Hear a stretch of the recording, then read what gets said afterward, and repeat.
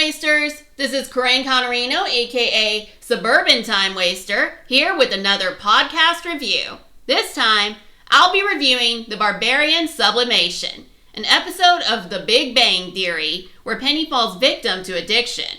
And I ain't talking about wine. After hitting a low point in her life, Penny finds herself obsessed with the online game Age of Conan. Can the guys try to help her through it before she ruins what little life she has? For those of you who haven't seen The Big Bang Theory, it's about a group of nerds, Leonard, Sheldon, Howard, and Raj, who are geniuses in science and obsessed with everything to do with geek culture. Unfortunately, socialization and the outside world escapes them. Enter Penny, who takes the four guys under her wing and teaches them that there's a world beyond science, fiction, and video games. However, the show will occasionally have episodes that revolve entirely around a video game or Dungeons & Dragons, like the show I reviewed before, Community. Yet, while Community gained a cult following, Big Bang Theory appealed on a more mainstream level, earning them more opportunities for game creators to advertise their products. In this episode, the game advertised is the MMORPG Age of Conan. For those of you unfamiliar with the game, which might be a lot of you, including myself, Age of Conan is a fantasy MMO set in the world of Conan the Barbarian, neither of which I've seen or played. It can still be played today for free, mainly because it wasn't popular enough for people to spend money on. However, at one point, the makers of the game paid the Big Bang Theory to advertise for them, and here's what the writers came up with. Do you feel like a failure in your everyday life? Your dreams of becoming great crushed by the suits who shut you down? Then play Age of Conan. Explore the world of Conan the Barbarian, where you can slay giants, collect treasure, and forget about the everyday problems of your failed life. Skip days of work, bug your friends at their jobs, and ignore the cute guy who wants to talk to you. Age of Conan, a game so addictive that you'll spend every waking moment living in it. That's right. The writers chose to advertise Age of Conan by having a message about online gaming addiction. Surprisingly, its victim is Penny. First, we see Sheldon playing the game, but then Penny comes home with groceries after a failed audition, trying to open her apartment door. Unfortunately, the lock's busted, and the locksmith is taking forever to get there. So she goes into a meltdown due to her dreams of being an actress getting shot down once again and feeling like she's a complete failure. Something anyone who's had to struggle with advancing in their chosen career can relate to, myself included. Sheldon, in a rare moment of decency, lets her stay in his and Leonard's apartment until the locksmith arrives and introduces Penny to Age of Conan. After one playthrough, Penny is hooked to the point that she bothers Sheldon in the middle of the night, bothers him at work, and it's hinted that she might be skipping out on her own job. Eventually, Penny's addiction gets so bad that she agrees to go out with the gang's resident pervert, Howard Wolowitz. That's the low point when Penny realizes that she needs to stop. Just from that alone, you'd think the episode was about Penny. Unfortunately, that is not the case. The episode instead centers around Sheldon and how Penny's newfound online gaming obsession annoys him. As I said, she bothers Sheldon in the middle of the night and bothers him at work for tips on how to get through Age of Conan. Sheldon even blames Penny for losing a dispute he was having with a rival scientist, Leslie Winkle, at work. The dispute was that Sheldon printed a sign-up sheet for use of the university's mainframe, taped it up, and signed himself up for the next 6 months, which I'm sure violates a work rule of some kind, but I'm too lazy to figure out which one.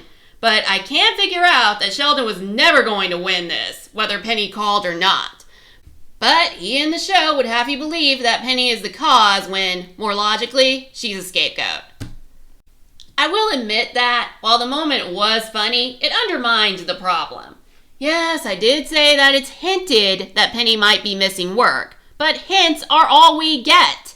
There's a point in the episode where Leonard comes into her apartment and asks if she should be at work, to which Penny claims she doesn't work on Mondays.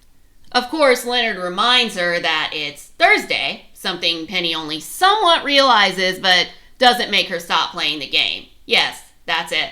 There's no call from Penny's boss asking why she didn't show up for work. No mention of her using fake sick days. no threats of being fired if she doesn't show up again.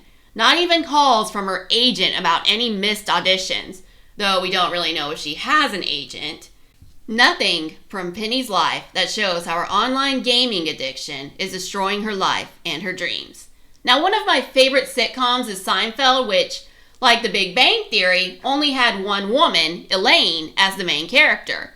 One of her funniest episodes is when a coworker of Elaine mistakes her for a girl named Susie, and she goes along with it to the point of throwing a fake funeral for this Susie when her boss, Peterman, is giving this made-up woman assignments.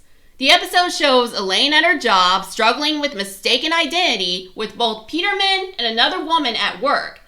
Now, imagine that, instead of showing Elaine at work talking to her coworkers, she just calls Jerry, the main character, about it when he's trying to clean or when he's in the middle of a comedy set, and Jerry starts to complain about how Elaine's problems are ruining his life. Instead of being one of the main characters, Elaine would have been reduced to a side character in her own show, which is sadly what Penny has been reduced to in The Big Bang Theory. Not only does the episode fail to focus on Penny, but it also does not put the guys in a good light. Despite Sheldon being the cause of Penny's online gaming addiction, he cares more about how it's affecting his life than hers, which is in character for Sheldon, as he is incredibly self-centered to the point that he thinks the entire universe revolves around him. Though I really wish the show would stop proving him right, like they did in this episode. Sheldon, not willing to deal with Penny himself, makes Leonard stop her by threatening to become exceedingly difficult to live with. Sheldon and Leonard are roommates, and Sheldon is already a pain to live with. He sets schedules for everything, even his and Leonard's bathroom time, makes Leonard drive him everywhere, regardless of whether Leonard's busy with something else, and throws tantrums like a 5-year-old when things don't go his way. He's basically a burden to the rest of the characters, particularly Leonard, so it's nice to see someone else being a burden to him.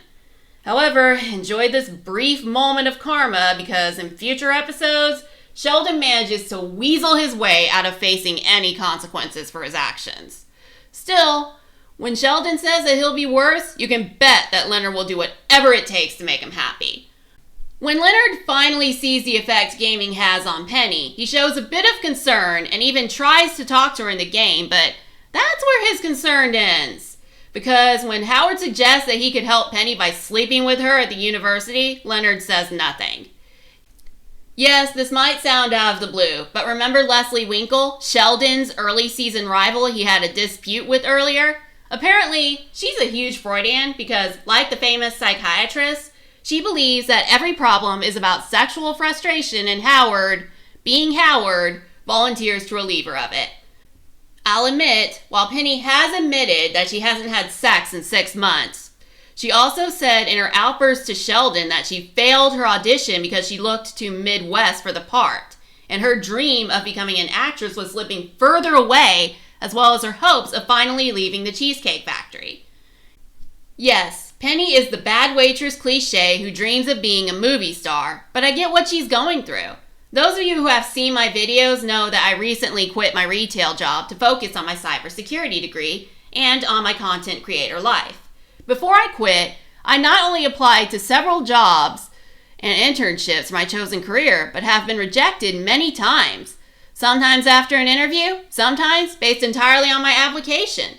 The only yes I've ever gotten was for one unpaid internship, and there was even a time when I almost got a job as a coding teacher. Unfortunately, after my orientation period ended, I got rejected, and at that moment, it felt like I would be stuck at a dead-end retail job for the rest of my life. This was the last straw. So I finally decided to quit and focus on school and skill building to land an entry-level cybersecurity job. Fortunately for me, my mom's a pharmacist and makes enough money to support both me and her. Penny, on the other hand, is not so fortunate, but like me, she feels trapped in a situation she doesn't want to be in. Unlike me, there's no one there to help her escape. So it's understandable that she'd at least want the illusion of escape that Age of Conan gives her. Leonard, despite his weak attempts at helping her, understands this, but Sheldon, subscribing to Leslie Winkle's Freudian mindset, devotes himself to finding Penny a mate, which leads him to accidentally picking up a gay guy at the cafeteria, leaving Leslie to call him a dumbass, which she does on a regular basis, but in this scene, the timing on it was perfect. However, Leonard doesn't make his point clear to the group. Even when Leonard finds out that Sheldon signed Penny up for a dating website without her knowledge, Leonard doesn't get mad at Sheldon for violating her privacy, nor for telling a complete stranger where they live. The second one is unrelated, but if I had a roommate who gave our address to a stranger, do you have any idea how mad I would be? For those of you wondering, yes, the stranger was the cute guy I mentioned in my joke ad, and Penny is so into the game that she's oblivious to the attractive paramedic working towards a medical degree right in front of her eyes, showing just how far she's fallen. Though, in all honesty, the guy could have lied on his profile, which, sadly, is quite common in the world of online dating. Getting back to the issue at hand, in the HBO series, Sex and the City, there is an episode where Charlotte gets addicted to a vibrator to the point of refusing to hang out with her friends. Said friends get so worried about her that they go to Charlotte's house and give her an intervention about how the addiction is destroying her life. That's right, the shallow women from the show Leonard and Howard mock are better friends than the deep nerds from The Big Bang Theory. Even Leonard, who is supposed to be in love with Penny, doesn't so much as stage an intervention. I understand that the writers might have been afraid of turning the episode into an after-school special, which they were already in danger of doing, but there are ways to have an intervention and not make it serious.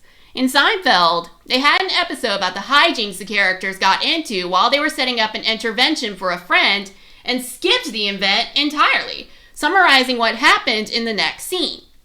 In How I Met Your Mother, the characters would have interventions when one of the other characters would do something that annoyed the other four, such as Marshall wearing parachute pants and Barney's magic tricks.